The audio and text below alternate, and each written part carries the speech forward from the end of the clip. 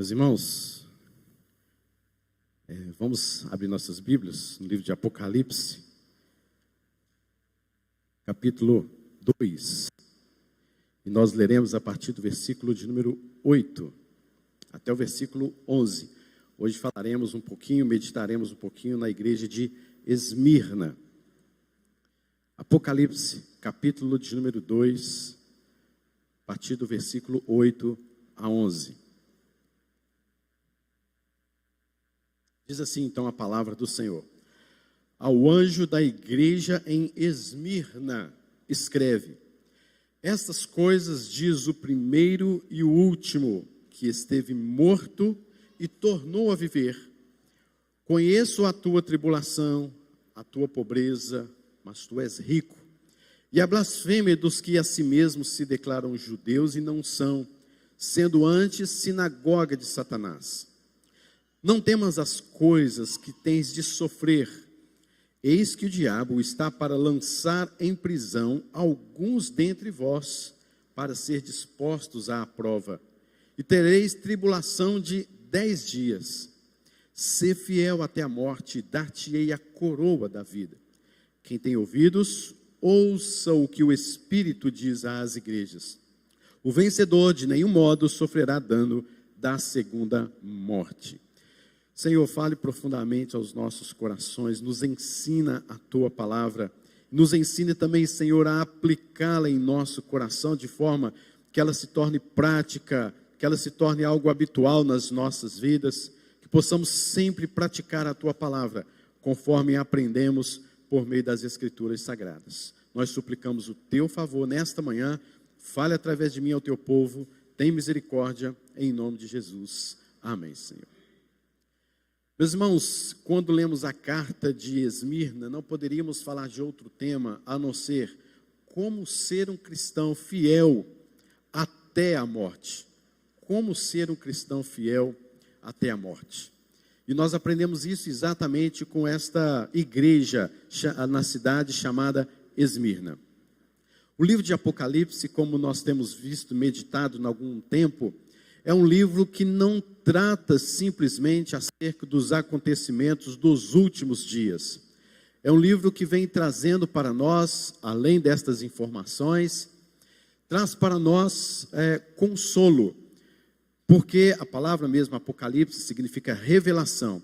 E Deus, diante da perseguição daquelas igrejas, perseguições ferrenhas, mortes, atrocidades, tribulações, sofrimentos, Deus revela, ou seja, Deus tira o véu e mostra algumas coisas para aquelas igrejas, para nós, sobre o que vai acontecer futuramente. E estes acontecimentos é que trariam e que trazem, de fato, consolo para nós. Então Deus, no livro de Apocalipse, abriu uma brecha, uma janela, para percebermos algumas coisas do futuro, alguns acontecimentos esses que já estão acontecendo, já estava acontecendo quando foi escrito, e acontecimentos que também se tornarão realidades. E Deus começa a revelar-se para João, o autor do livro de Apocalipse, dando cartas, mensagens, ainda que pequenas, para as 7 igrejas da Ásia Menor. Foi para quem foram escritas, ou para quem foi escrito este livro de Apocalipse. Vimos então sobre a igreja de Éfeso, e meditando na igreja de Esmirna, podemos ver aqui, queridos, será que é possível sermos fiéis até o ponto de morrermos pelo Evangelho, por Cristo, no mundo que é carimbado pelo relativismo? Será que tem sido fácil mantermos fiéis num corpo que é a igreja, que é o corpo de Cristo, como membros do corpo de Cristo, sendo fiel a Ele, durante toda a nossa vida, apesar do que estamos vendo, do que estamos aprendendo, do que muitos estão colhendo, do que muitos estão fazendo com que aquilo se torne algo da sua vida, segundo as coisas do mundo? Meus irmãos, nós estamos vivendo períodos também difíceis. Estamos vendo igrejas se moldando aos propósitos, a princípios, a filosofias do próprio mundo. O mundo tem penetrado na igreja, de que forma? A partir dos púlpitos. Pastores e mestres têm ensinado coisas tão superficiais à igreja, ou até mesmo coisas que entram em contradição com a própria palavra, e as pessoas se tornam satisfeitas com isso, alegres com isso. Isso parece que é o suficiente, mas não tem trazido de fato aquele ensinamento profundo que nos enraiza, que nos traz base, que fortalece-nos, que traz vida, que transforma, que mesmo que venham tempestades, tribulações, ventanias, ainda podemos permanecer firmes. Então nós precisamos, queridos, aprender como nunca os ensinamentos da palavra de Deus. A voz do Senhor é poderosa, a voz do Senhor quebra os cedros do Líbano, quebra corações endurecidos. Então, quando nós aprendemos a palavra do Senhor, nós desejamos ser fiéis a Ele, à sua palavra, porque ela deve ser a lâmpada para os nossos pés, ela deve ser a luz para os nossos caminhos. Então não podemos de maneira nenhuma nos acomodar, nos conformar com este mundo relativista, com as coisas deste mundo, com os princípios deste mundo. E era exatamente isso que aconteceu na igreja de Esmirna. Você, na leitura, percebeu que o Senhor Jesus Cristo, se revelando a João, ele não colocou nenhum ponto negativo desta igreja, como colocou pontos negativos em todas as outras igrejas. Nas outras, Jesus colocava: olha, vocês são isso, isso, aquilo, outro, eu tenho a favor de vocês, mas tenho contra vocês esses e esses e esses pontos. Na igreja de Esmirna, Jesus não coloca isso para o autor inspirado por Deus, que era João. Então devemos aprender algumas coisas aqui neste texto que nos mostra que devemos ser fiéis até a morte. Por quê? Qual a causa, qual a base disso? É o que nós aprendemos aqui com a igreja de Esmirna.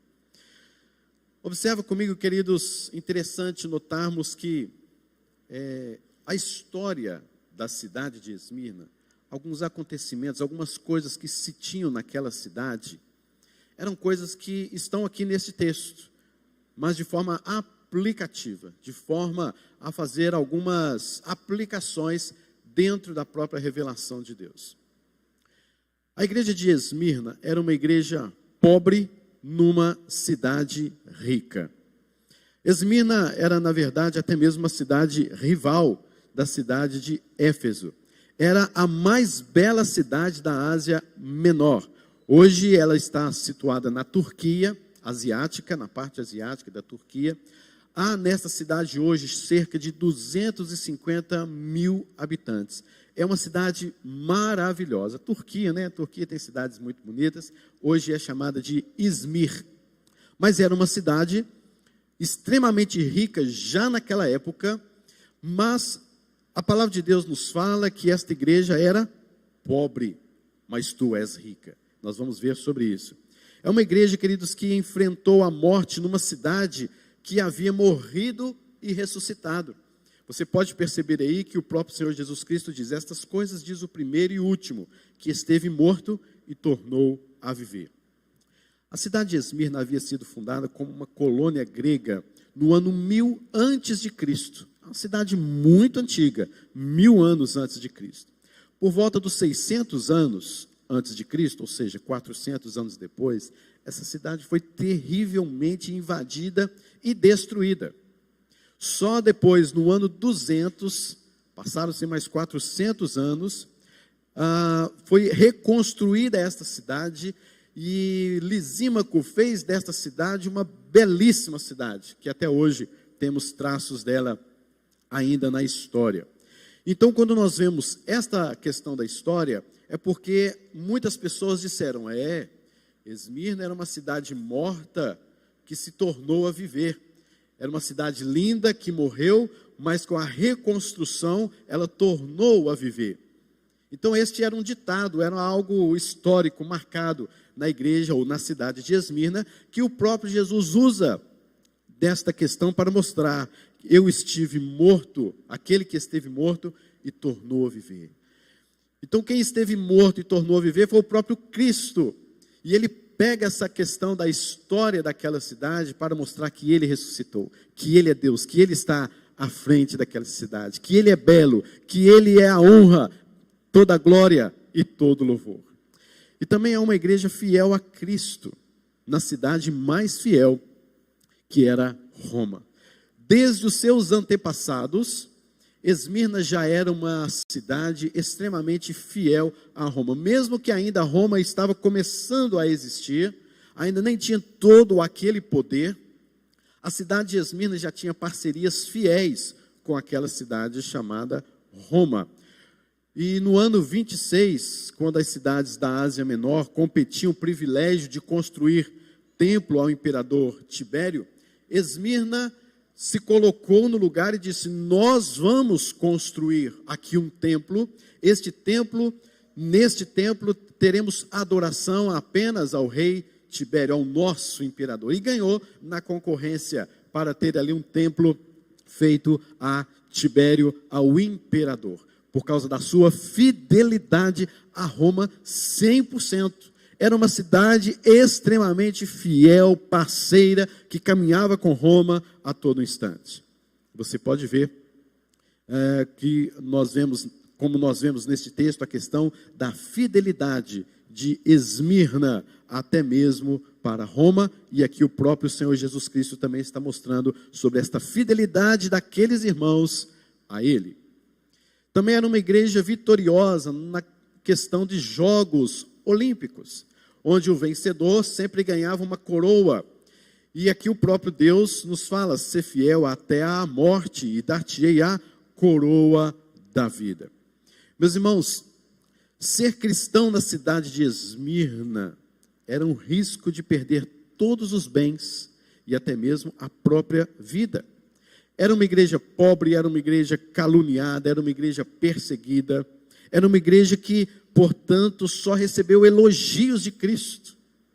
Uma igreja, querido, que no meio de tantos imperadores, no meio de uma grandiosa, a cidade de Esmirna, a igreja eram membros extremamente pobres. Ser cristão, então, querido, significava perder todo o privilégio daquela grande cidade, todos os privilégios de estudos, todos os privilégios de crescer socialmente, amizades, relacionamentos, tudo era detido, porque simplesmente você era um cristão. Queridos, a fidelidade é um princípio básico da vida cristã. Ser fiel é algo essencial na vida cristã. Queridos, nós não podemos ficar aqui ensinando para você como você deve respirar durante o dia. Você já imaginou um dia você ter aula de respiração, a não ser que você vai fazer aula de canto, né? Mas você ter aula de respiração, olha, você tem que respirar assim, então na hora tal você respira. Todos aprenderam? Aprenderam. Aí você vai para casa, chega na hora tal, olha, eu não fiz conforme o professor ensinou, eu tenho que melhorar, né, um aprendizado sobre a respiração. Já pensou se fosse assim? Por que você não tem aula de respiração diária? É porque faz parte da sua essência. Deus colocou mecanismos no seu organismo que você não precisa de toda hora. Olha, está na hora da minha aula de respiração. Olha, eu preciso de respirar nesse instante. Só um minutinho. Já imaginou isso? Fidelidade, santificação, compromisso com Deus é algo essencial na vida cristã. Queridos, é impossível podermos imaginar um cristão verdadeiramente cristão que não é santo, que não procura santificação, que não procura ser fiel a Deus. Não tem isso, não existe. Porque não existe cristão meia boca. Não existe cristão mais ou menos. Não existe cristão assim, eu preciso de melhorar um pouco. Não, queridos, não existe. Se você fala, eu sou um cristão, logo na minha mente já vem assim, ele é fiel a Deus, ele é uma pessoa que busca a santificação com todas as suas forças, segundo a graça de Deus sobre a sua vida. Ele é uma pessoa que demonstra de fato caráter completamente transformado. Ele é um marido completamente diferente de tantos maridos. Ela é uma esposa completamente diferente de tantas outras esposas. O seu relacionamento no seu trabalho, as suas atitudes, são atitudes e relacionamentos santos, que exalam o perfume de Cristo, como já falamos, que exalam de fato algo santo, algo que realmente diz assim: este homem, esta mulher é um cristão, é uma cristã. Por causa da sua fidelidade a Deus. Nós já programamos algumas coisas aqui, mas ele não participa, não se envolve, porque ele é crente, ele é cristão, ele é fiel ao seu Deus. E era, queridos, exatamente isso que tinha na cidade de Esmirna. As pessoas que trabalhavam na cidade de Esmirna, que eram cristãos, tiveram que deixar os seus empregos. E deixaram. Meus irmãos, teve uma certa época, uma informação extra bíblica, porém histórica e real, claro, em que por causa da fidelidade dos cristãos nessa cidade de Esmirna, 1.200 cristãos foram levados no Monte Pargo, que é o monte onde se situa a cidade de Esmirna. A cidade de Esmirna está no vale, então tem aqueles montes lindos e maravilhosos lá. 1.200 cristãos foram levados para estes montes, e lá de cima foram jogados, nessa cidade, porque eles não abriram mão dos seus princípios e valores cristãos. Não abriram mão da sua vida de santificação. Não abriram mão de ser um marido qualquer um, uma esposa como qualquer outra. Mas eles fizeram de si mesmos homens, mulheres, que tinham de fato, que eram verdadeiramente cristãos, fiéis, não a Roma, não ao império, mas fiéis a Deus. 1.200. Passou pouco tempo depois, mais 600 cristãos foram levados àquele monte, e eles empurraram aqueles homens, aquelas mulheres, crianças, adolescentes, à igreja do Senhor Jesus Cristo. Você está disposto a isso? Você morreria por causa da palavra de Deus? Como sermos fiéis em tempos de provas? Uma vez um garotinho da igreja perguntou ao seu pai, que era da igreja, família crente, cristã. Ele perguntou ao seu pai assim: pai, o que é um cristão? Seu pai, como um bom crente, como um cristão há muito tempo, então começou a falar: olha, um cristão é uma pessoa que vive em fidelidade, que ama a Deus, que vive em santificação, é uma pessoa que ama a Deus acima de todas as coisas. Os reflexos disso estão no seu relacionamento familiar, como marido, como esposa, como filho. O reflexo disso está no seu trabalho, onde ele vai, ele não abre mão dos seus princípios, dos seus valores, da sua fidelidade a Deus. Aquele seu filho, então, logo imediatamente disse: papai, quem me dera ver um cristão na minha vida. É um tapa na cara, como se diz, né? Porque aquele menino nunca viu um cristão. E a gente sabe que, às vezes, da sinceridade de crianças, né? Papai, eu queria tanto ver um cristão na minha vida. Nem o pai dele, né? Não estou dizendo que o pai dele não era cristão. Tinha lá os seus defeitos, obviamente. Ninguém é perfeito, de fato. Mas, queridos, eu queria tanto ver um cristão na minha vida. Será que eu posso olhar para você? Será que eu posso, ao olhar a sua fidelidade a Deus, não a Roma? Será que eu posso olhar para você a sua pobreza, não procurando as riquezas deste mundo, não procurando os princípios deste mundo, mas olhar para você e falar assim: está ali um cristão. Em primeiro lugar, queridos, como ser um crente fiel em tempos de provas. O que nós entendemos aqui é entender sobre o que podemos passar por causa do nome de Cristo. Conheço a tua tribulação, a tua pobreza, a blasfêmia dos que se declaram judeus e não são, sendo antissinagoga de Satanás. Entender, queridos, que por causa do nome de Cristo, nós vamos e podemos passar por tribulações, por pobreza, por difamação e até mesmo por prisão. É o que o texto nos diz. porque eles eram cristãos, eles eram pobres, mas tu és rico, entre parênteses.